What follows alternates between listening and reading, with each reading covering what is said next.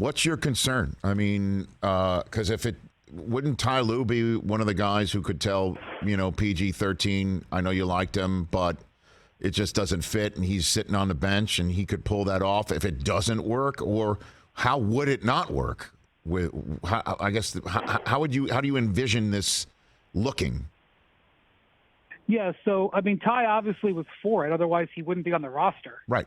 But I think, the Clippers play a style where they don't have a true point guard. In fact, they traded away two of their point guards at the deadline, Reggie Jackson and John Wall, although Wall was out and was injured and not playing.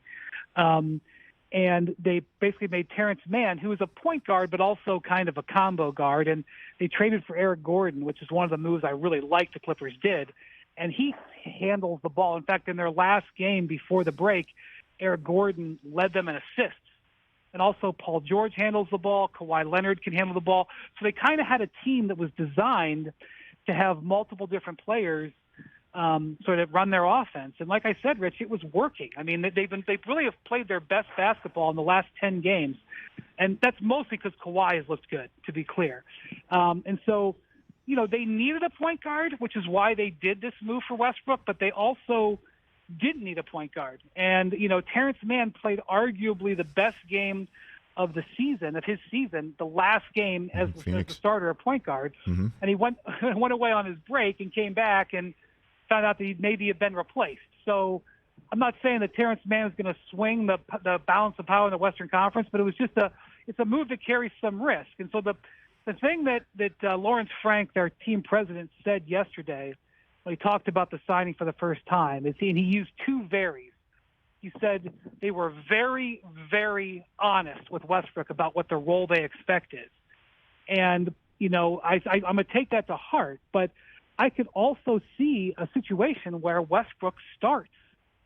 And so my question is, if you bring in Westbrook, do you bring him in and start him? And if you do, and then it doesn't work out, now what do you do? Because you're already putting him in a position that was a problem with the Lakers. And if you bring Westbrook in and don't start him, and you bring him off the bench, is he going to be okay with that? He was okay with it with the Lakers, but is he going to be okay with it with the Clippers? And here's the big thing I think on the Westbrook front. No matter what happens, you have to understand. Mm-hmm.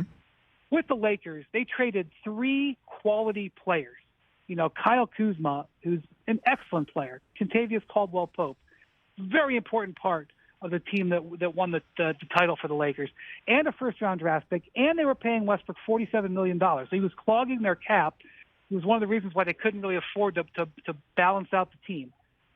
That's what the Lakers had. That's what the skin in the game the Lakers had. The Clippers are paying him a few $100,000 for the rest of the season.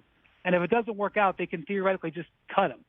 So that difference is very important when you think about how to frame the way Westbrook played for the Lakers and the way he's going to potentially play for the Clippers. And if he does start, would he be the first potential Sixth Man of the Year award winner to get traded, then bought out, then signed, and then start the final 20 games of the year? Has that ever happened? With all due respect, there was never a chance he was winning Sixth Man of the Year. And it's one of those things where, the Lakers were in 13th place. And one of the reasons they were in 13th place is because Westbrook, not every night, there were nights where he definitely helped them win, but there was a lot of nights where he was a big reason why they lost. And it's just an example of why I would tell people never, ever, ever bet anything on the Lakers, because even if you win the bet, the price that you will get is going to be so bad that you could probably put your money elsewhere, because the sports books take advantage of the Laker fans' willingness to bet crazily on their team. So the reason that Westbrook was the number one in Sixth Man of the Year was because crazy Laker fans were under the impression that a player who's playing like that on a 13th place team would win that award. Catch the Rich Eisen Show every single day on the Roku channel, 12 to 3 Eastern, for free.